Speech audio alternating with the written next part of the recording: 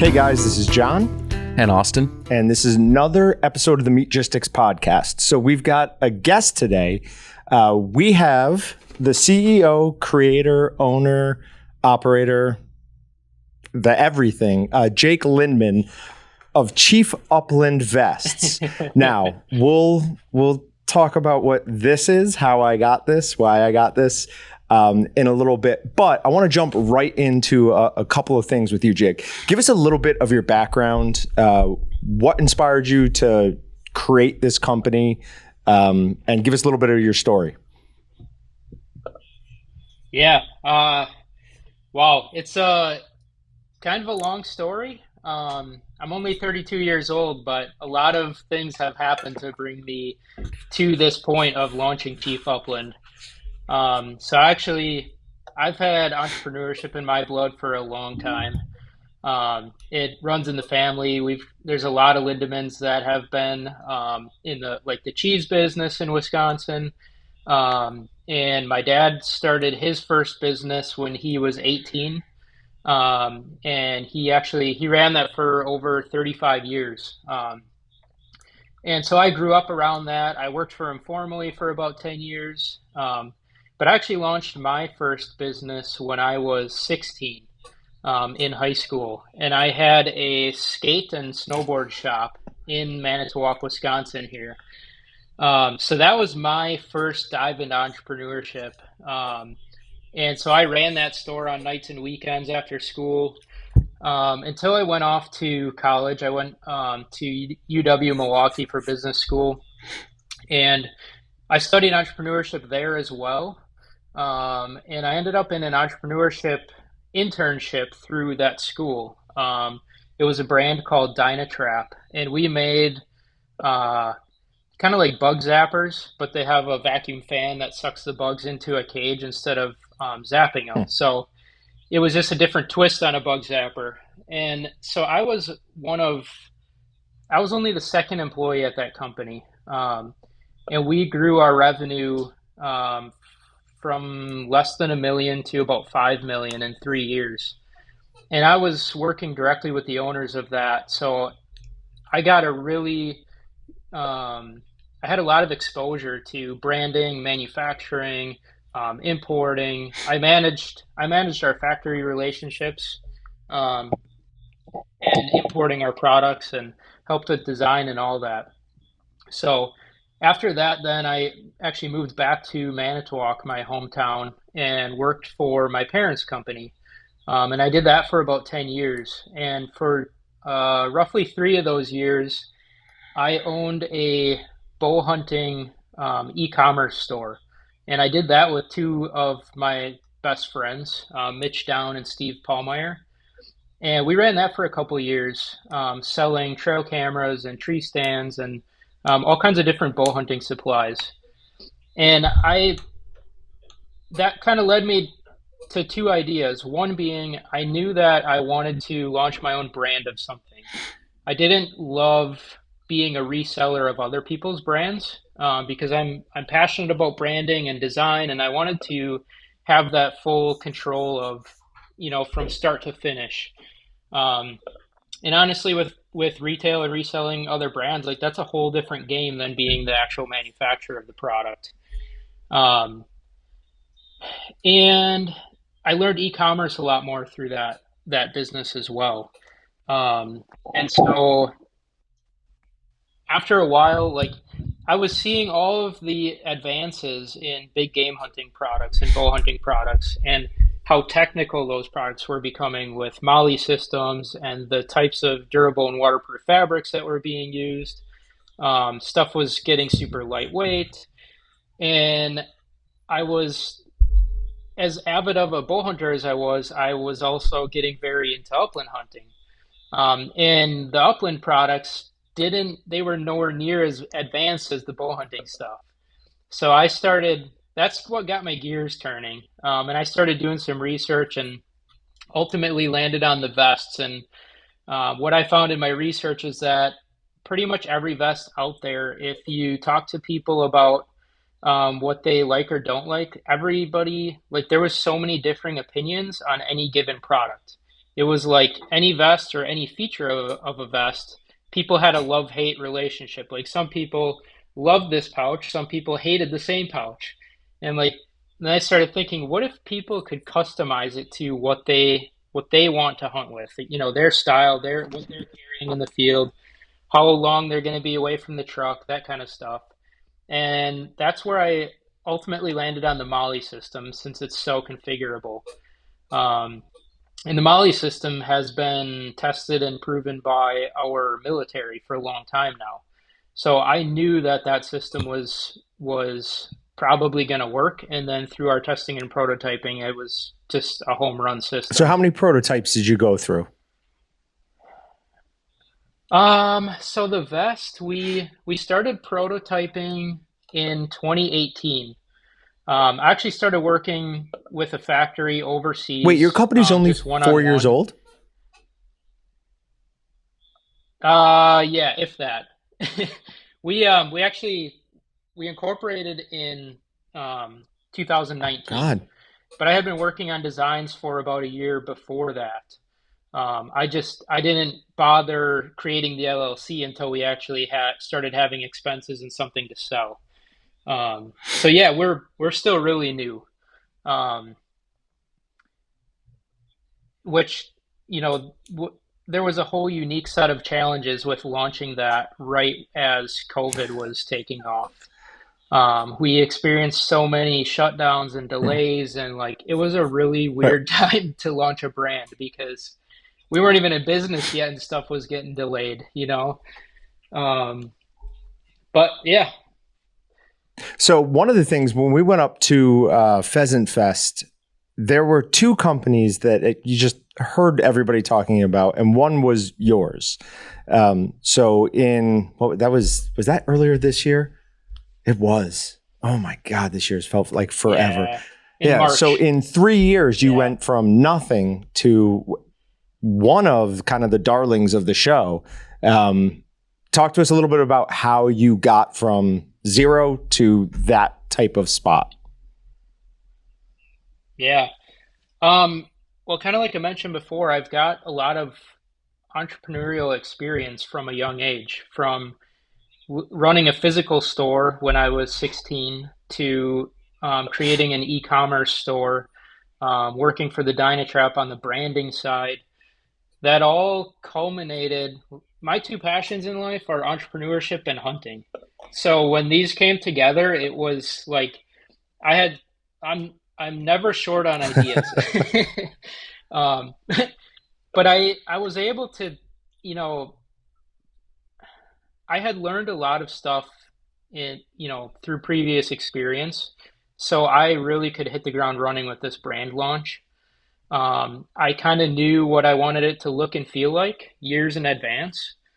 So with starting designing the vest in 2018, we didn't actually start selling until the summer of 2020. Okay.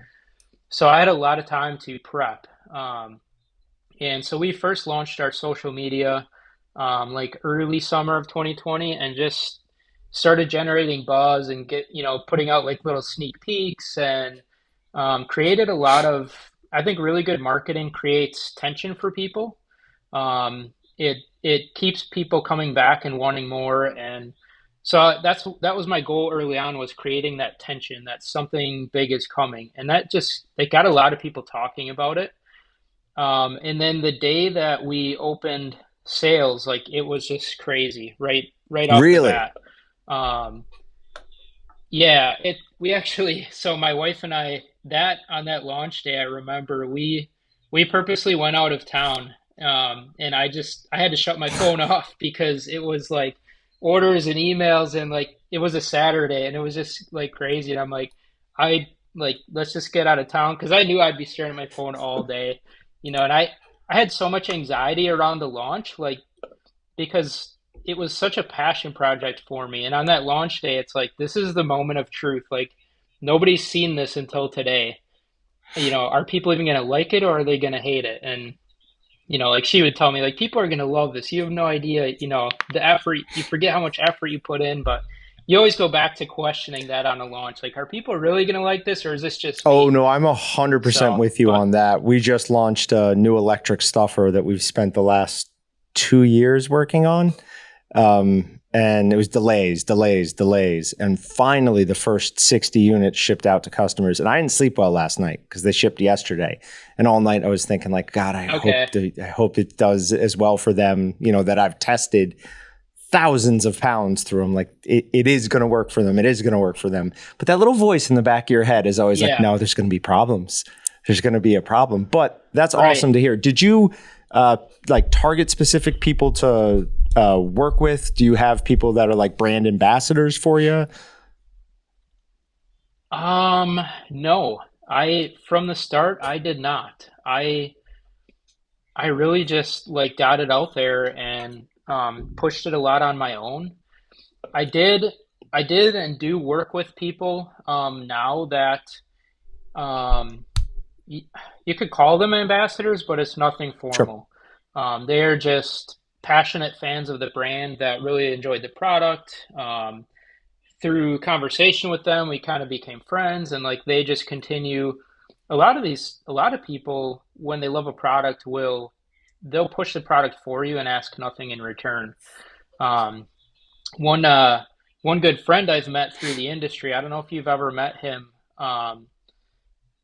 He's out in Iowa. His name is Tim Brown. He runs the Bearded Uplander um, page, and then they have a podcast called Heartland Oh, Legacy. that's where I know that from. It Yeah. So just like as an example, like he right away just jumped on board with the brand, and like he tells all his friends about him. He posts about it on social media. And that's really the best marketing that I could ever ask for is people because I can push a product and try to convince people it's the best vest ever created, but they want to hear it from other people, right? Because I may just be being a good salesperson. Um, but when they can hear it from other raving fans, like that's so valuable to me. Well, yeah, how we got hooked up with you is the CEO of our company, the owner, Brett Walton, met you, talked to you, and then Travis Frank from The Flush also was talking to you, and he just happened to Yeah. mention to Brett, he's like, "Oh, I love this vest. It's amazing." So Brett was like, "Yeah, all right. Well, we're buying Travis a vest. We're gonna get his name printed on it, and the Walton's logo, and Travis is gonna wear it." We sent that to him last week, so he should be having some stuff coming with it. But at the same time, Brett was like, well, if we're buying, if we're getting one, can we get a few more? So Austin got one, I got one, and Sandy got one. We sent them to Nice. uh, Yes. our merchandiser, and they were able to print. Why can I not find it? There it is. They were able to print our name on it, or like each person's name, and then the Waltons. This orange worked perfectly. We just emptied out the W, and it looks absolutely amazing. All right, so let's talk a little bit about the Yeah. functionality of the vest. I'm going to stand up real quick, put it on, and you're going to critique how I kitted this out. Sounds I'm good. excited for this because this could either go really good for John or really horrible. How do you want it to go, Austin? A little bit of both wouldn't be bad. No, he wants it to go bad. While you're putting that on, you mentioned Travis Frank and the Flush TV show. They actually, it's kind of crazy how when you put something out into the world that people find you. I always call it building doors for luck to find you. And just out of the blue, I got an email from Mark at the Flush and said he saw one of my Facebook ads and just thought that the vest was awesome and they loved the branding and like that was the start of my relationship with the Flush TV show and ultimately how I got connected with Travis. Um, so Travis has been wearing our vest for a few years now, and I'm super appreciative of him and the whole team at the Flush. You know, they're all great people. I'm sure you Oh know yeah. that. When you And say Mark, we've had and Lukey on the podcast before. We love that guy. Yeah, he's a oh, great okay, dude. okay, good. I'll have to look that one up and Yeah. listen to it. Um, but yeah, I love working with them. Travis genuinely enjoys wearing the vest. He was wearing it on his own from the start. So now I help him out more now and get him, more vests and whatever he needs and however I can help him, and others at the flush. I'm actually going on a hunt with Scott Franson this November in South Cool. Dakota. He does an annual Hank hunt, so I got registered for that to go with him. So did you ever get a chance to hunt with Hank? Okay. No, I did not. one time, No. and he legitimately was the best hunting dog ever. He was just all over the place. That's awesome. All the other dogs getting distracted by things, but not Hank. So when I heard that news, I was really, really sad. I mean, that was unfortunate. Yeah. But I mean, that is also, that's a sad story. it's part of hunting. That's, unfortunately, they're not with us for a very long time. Okay. All right. So one of the things I liked a lot about this was the front access pocket. Now, it could just be that I've put on some weight, but every time I go to pull this, everything comes with me. Do I have this strap too tight? Is that what's doing it? No. So that strap right there, that smaller strap on the front, I call it the game bag tensioner. Okay. So you have your main waist belt below that. That strap is meant to help support any weight that you have in the pouches on the Molly system. Like if you're carrying a full box of shells, that's a couple pounds of weight. So that tensioner strap helps keep that weight up. So when you want to load a bird, you should actually fully unclip that. Yep. So unclip that. Yep. There you go. Now you can put a bird in there and then slide it around to the back. That makes sense. And then after you load a bird, you can just clip it back on. I usually will leave that clipped until I get my first bird. Once I have a bird in the bag, it kind of expands that game bag out. And then a lot of times at that point, depending on the terrain and what we're hunting in and stuff, I will oftentimes just leave that tensioner clip unclipped for the rest of the hunt. But again, that all comes down to personal preference, how much weight you're carrying, how many birds you've got in the bag. And then you've got, so there's a small J clip on each side of the game bag too, inside the game bag. That is also meant to help hold up the weight of anything in the Molly attachment. I thought they were for shipping. I removed them. So if you put that on the... Oh... I still have them. Maybe I forgot to throw the instructions. No, I just don't read instructions. Like I intentionally a lot of times just try to figure things out because that's how I do it. Okay. Yeah. So it comes with a little J clip on each side. So you can, it's easy to get that outside panel on and off. So that just helps keep any weight close to your hips, because one of the key factors is leverage. So the closer to your center of gravity that you keep that weight, the more comfortable it's going to be for being out in the field for a long time. So you don't want stuff like falling away from you, or the further away it gets from your body, that just any of that leverage ultimately gets relayed up to your neck and shoulders. So for true ergonomics and having the weight on your hips, you want to try and keep that as close to your body as you can. Okay. So I was supposed to go hunting this past Sunday. It got canceled at the last minute, but I was really excited. So I had everything like prepared. So I spent some time just walking around my yard and neighborhood in this. My neighbors already think I'm insane, so no problems there. It is significantly more comfortable than any other vest I've had. Now I've only had 2 other hunting vests, but it sits incredibly well on your shoulders. There is no, you almost feel like you're not wearing a full vest. It is exceptionally comfortable. And I really like if you're going on long hunts, for people who don't see on the back of it, you have a built-in section for a hydration pack to go in there.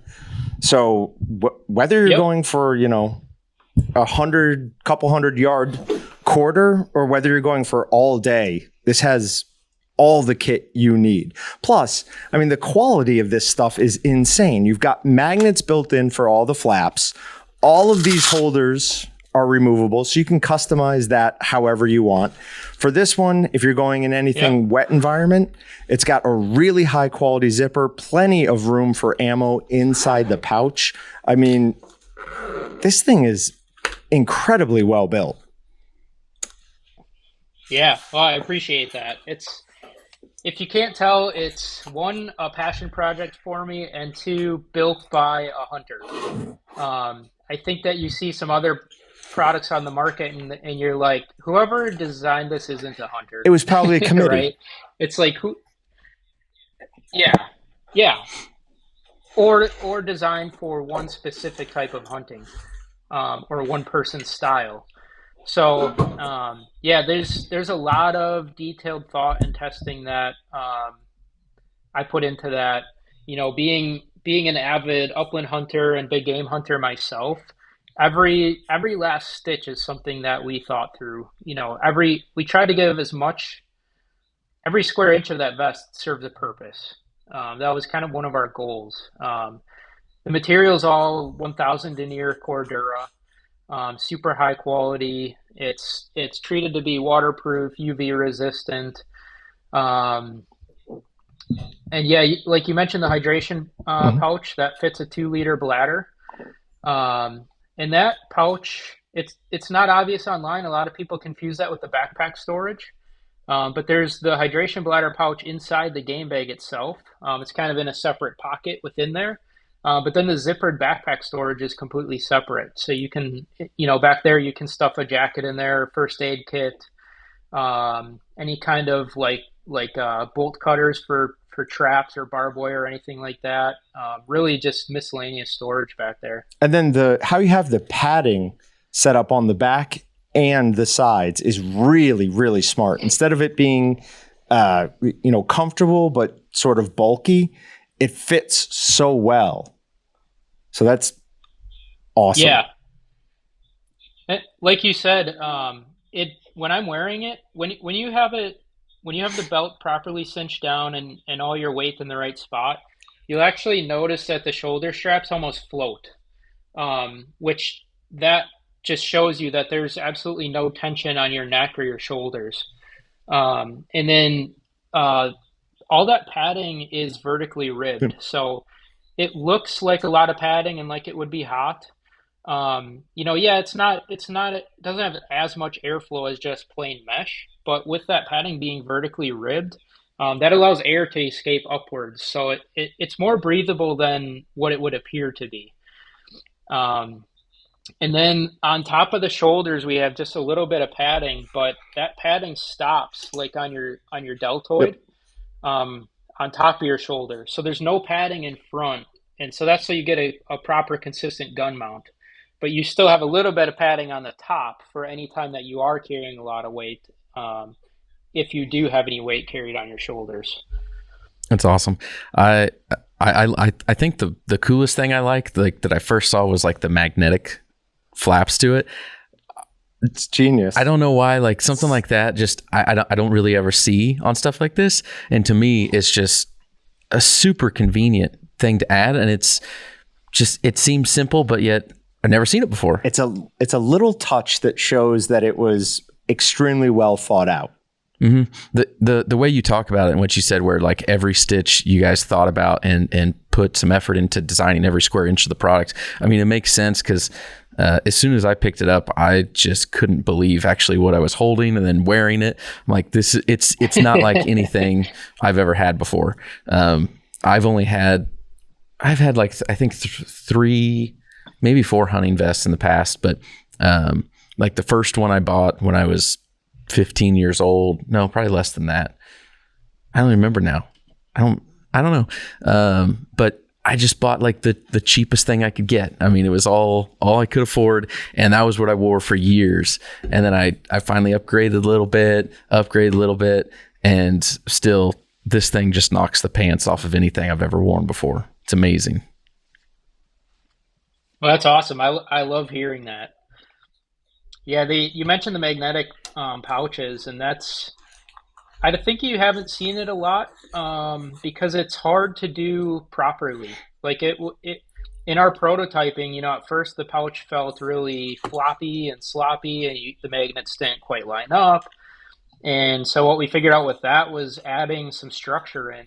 So there's like a structured panel in the back of the pouch and in the flap, so that when that flap falls closed on its own, it's consistently falling in the exact same spot. And it just that helps the alignment of it all and adds to the durability as well. You've also, to switch gears a little bit here, you've got a great logo. Did you design that? You have somebody else design it? Thank you. I used actually a platform called 99 Designs. Oh. And what I did is I ran a design contest. So I had submissions from all over the world, really. I put together like a vision board of the theme and the feel that I wanted.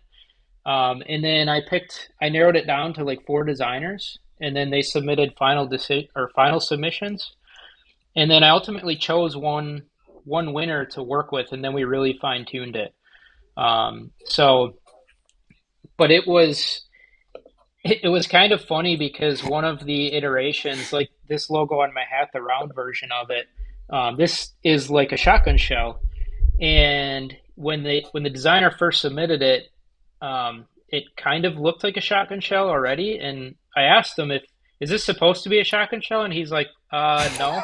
And I'm like, well, that's what it looks like. So then we kind of went down that path.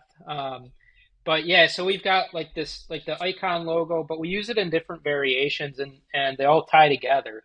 So like this roundo logo, I call it, is like the bottom of a shotgun shell. And then we've got a horizontal shell logo. So it's kind of like the side of the shell, the bottom of the shell, and then the icon just by itself. And what I like about the icon is people see different things, like people interpret it differently, which is really kind of cool. What I really wanted was an arrowhead. Being the Chief brand, it's kind of a play on like a native theme, which I always thought, like, I love the native theme. It looks really cool. I love the design. And well, in the name, it's named after my dog Chief. So that's where Chief came from originally, my chocolate lab. But so people see the arrowhead. Some people see mountains with the sun. Some people see a pine tree with the sun. I've even had people see it as like an impression from a firing pin on the bottom of the shell, like more on this Rondo logo. So it's just, really unique, and people see different stuff, which I think is really so cool. I saw arrowhead and teepee is what I thought when I saw it. The two things, one being an arrowhead, one being a teepee. The other thing so that's what I thought it was. But it is really well done. And the fact that you have 3 specific ones that I assume you're using in different for different purposes, you clearly have a good handle on the branding. So that's awesome. Oh, that's awesome to hear. Yeah, I'm passionate about branding, and it's something that came naturally to me. I studied business in college, but not marketing or branding specifically. I've just always had a good eye for it, and I enjoy seeing other brands that are well done. I put a lot of effort into branding itself for sure.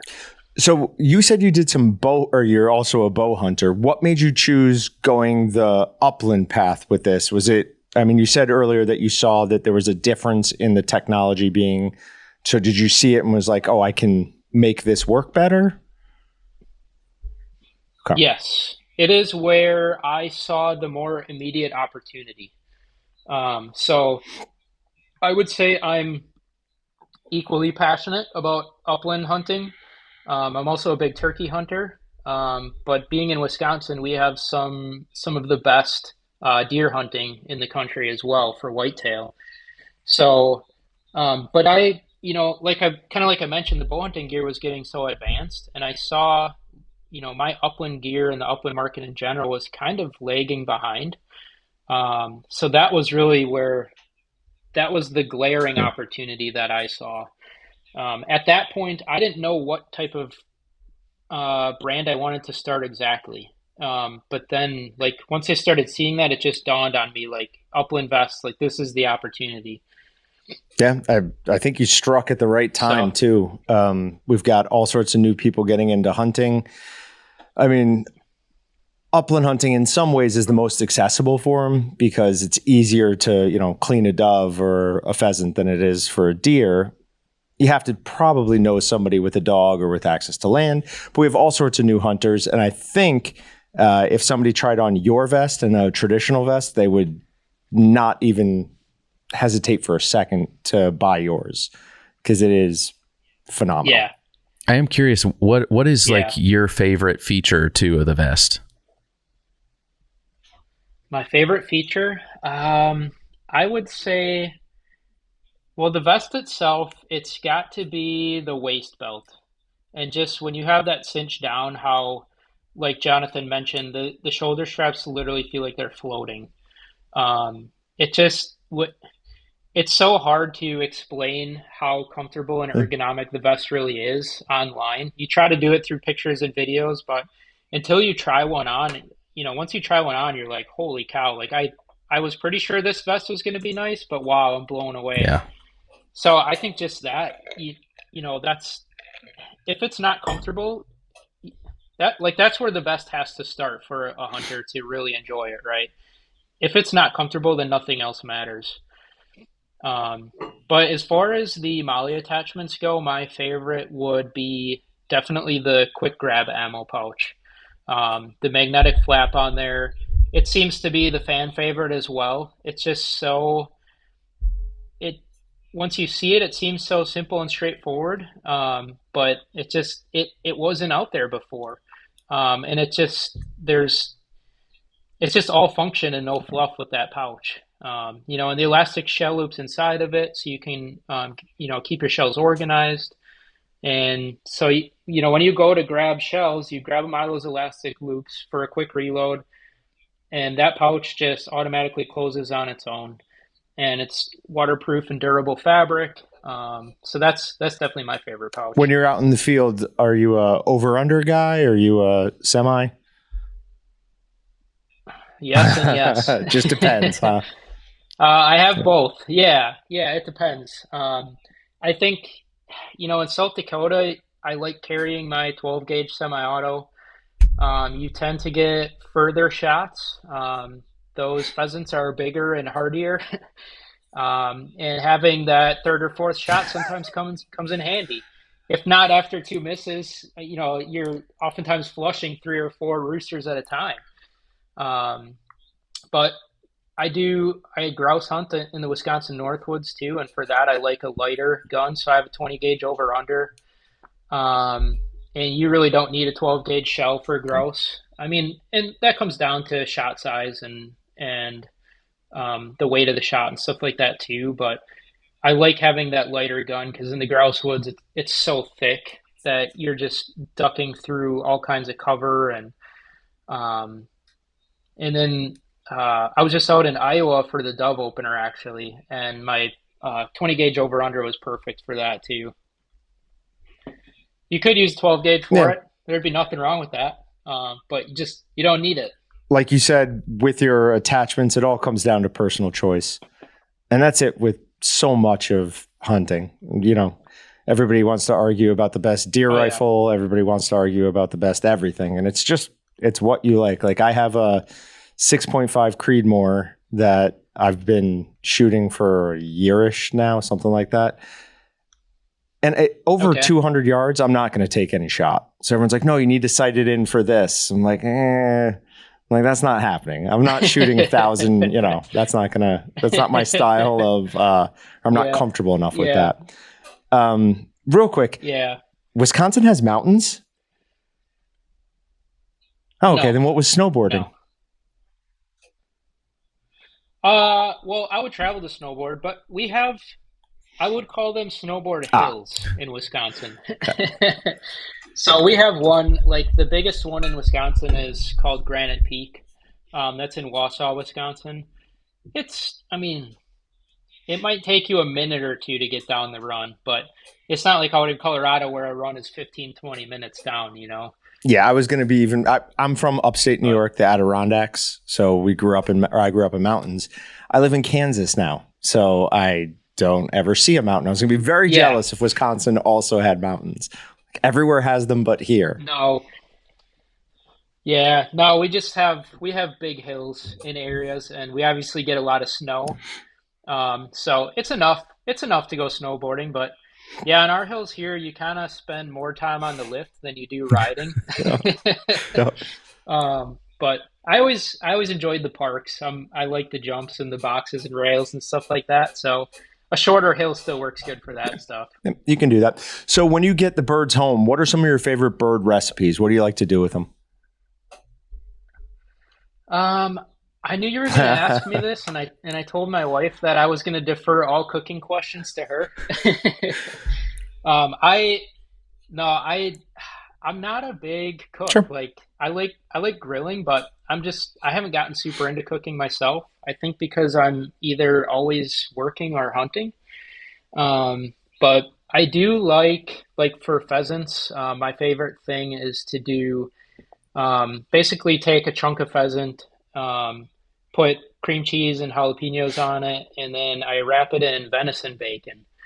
Um, Venison bacon that I get made is it's like a thick cut venison bacon. That is my favorite way to process venison is into bacon. I think that's so good. So that's what I like to do with venison or with pheasants. And we did something similar with the doves we got in Iowa as well. And that's a great. You can either make the pieces big enough to eat as a meal, or you can make them into poppers to bring as a dish to a party or something like that. Well, that's awesome.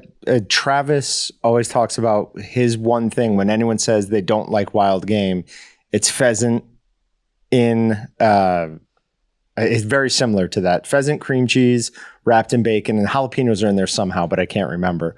But yeah, it's amazing. If anyone doesn't like that, they're an idiot, and you don't need to listen to them anymore. So, yeah, you wouldn't even have to tell someone it's game if that's the way you prepare it, honestly. But yeah, I mean, otherwise for venison, we grind a lot of it. We'll end up with 60, 70 pounds of ground venison in our freezer, and then we just use that for everything. Breakfast sausage is also really good. And then obviously you can't beat a good venison steak. Yeah, we sell something called imitation bacon seasoning. And so it's like you can take venison, anything, grind it up, and it's like a loaf, but you can cut it as thick as you want. Year over year, we keep selling more and more and more of that. I think more people are turning on to the fact that venison makes really good bacon. You just have to know how to do it. Right. Oh, yeah. Oh. Yeah, for sure. So what? Yeah, I have one of your steak rubs, and I think it's just called the ultimate steak and roast rub. I think we put that on everything. Burgers, and it's just so good. Well, that makes me unbelievably happy because that is for years that is the only thing I would put on a steak. Now, I do have to say, I've been working on something the last couple of months that has I eat a stupid amount of steak, like a truly obnoxious amount almost. But I've been working on a different rub that I'm not ready to talk about totally yet, but it is better than the ultimate steak and roast rub. It's amazing. I'm in love with it. I still haven't tried it yet, so I'm excited to see I need to taste test this, I think. Nobody's tried it yet. I am playing this one very close to the vest because I'm perfecting it before I let somebody else try it. But we have a bunch of different seasonings. Nice. We'll put together a package for you and your wife and get it sent out. Some of our favorite grilling and rub seasoning. So you can try it. We've got that would be awesome. I appreciate it. Absolutely. Well, I mean, it's a poor repayment for this amazing vest, but it is at least something. So we've got a couple of things planned. We were hoping to have a bunch of footage of me out in the field hunting with this, but I will get out this year in it, and then our social media guy knows what we're going to do to put it together. So you'll have another business out there promoting your brand because it truly is an excellent product. Oh, that's awesome. I Yep. appreciate it. Uh, We're just getting to the best part of the season still to come. So don't worry that you haven't got out Oh, there I'll yet. get out there for sure. But one question I did have from looking at your Facebook. First, you have great engagement. I think you have a ton of followers, 20,000, somewhere in that range. On Facebook, yeah. On Facebook is a little over 16,000, I think. I don't really watch it Sure. that close. Instagram is more in front of your face, so I know that one's just about 11,000 now. We're the same way. Our Instagram lags behind our Facebook for some reason, even though I think we do more things geared for Instagram. Neither here nor there. Who edits your videos? Is that you? Okay. No, I am not a good graphic designer, photographer, video editor. Like when I can afford to hire somebody full time, I think that's going to be my first hire, is somebody for media and design, because it is huge in marketing. And that's probably the one thing in business that I literally can't do. Everything else I can fill in as much as I need to. But that one, no, I use, I work with several different people on video and design projects. I kind of divvy it out to people in the industry and friends and relatives based on what the project is, whether it's video or design or photography, and who I think would be the best for it. And also what their strong suits are as far as photo, video, design. So like a lot of my design work is actually done by my younger brother, Nate. He is an amazing graphic designer and photographer. He does it full time for a company called Meekum Auto Auctions. It's like the car auctions that you see on TV on I don't know if they're on ESPN or what channel, but he does a lot of their graphic design work and photography. So he's out there photographing $1 million cars and all kinds of crazy stuff. Sounds terrible. Yeah. But yeah, he's super skilled. So I use him a lot. I use another good friend of mine, Seth. He owns a company called Southpaw Projects.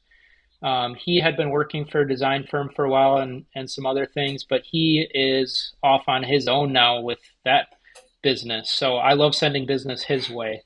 So anybody with a startup brand, or even if it's not a startup, even if it's a more mature business, he is awesome at branding and storytelling. And again, that's Southpaw Projects.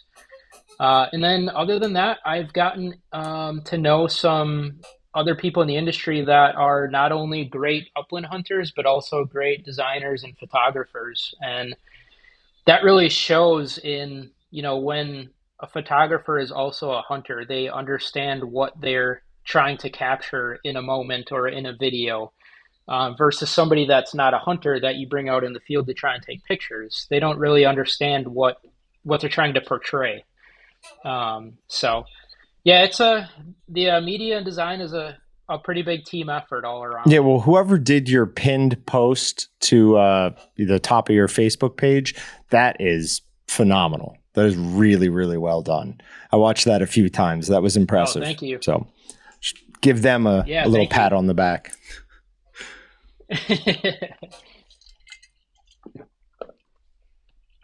Sorry, I'm just super thirsty today. Oh, all right. So we're basically at the end. Do you have anything you want to shout out, talk about? I mean, obviously in the post.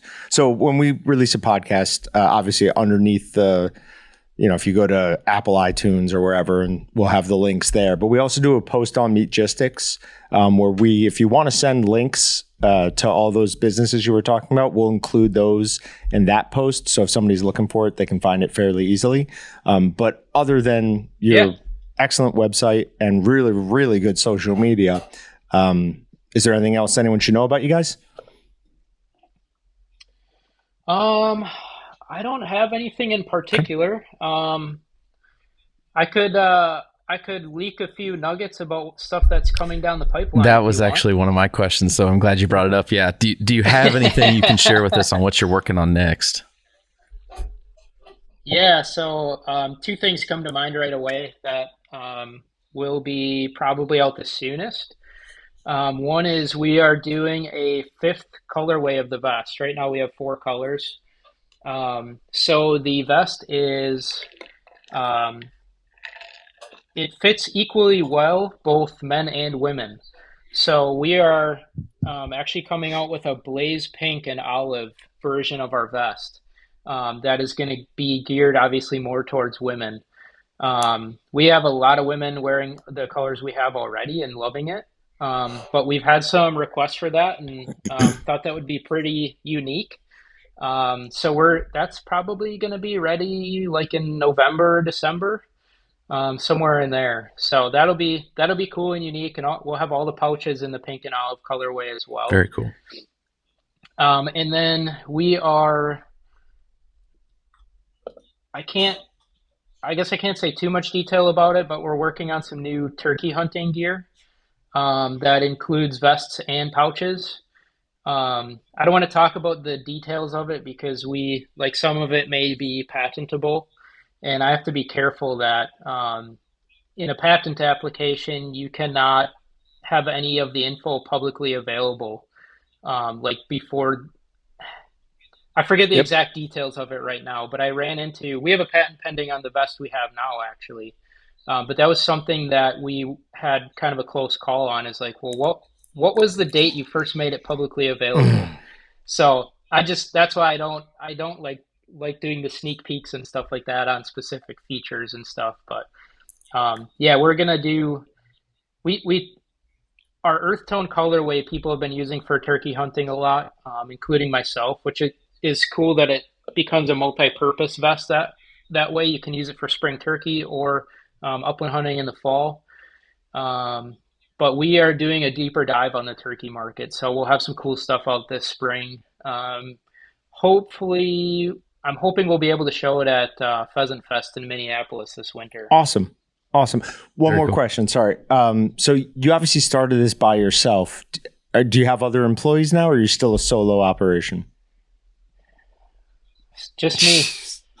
Crazy. My wife, I've talked her into volunteering a lot of her time, but yeah, I have no employees.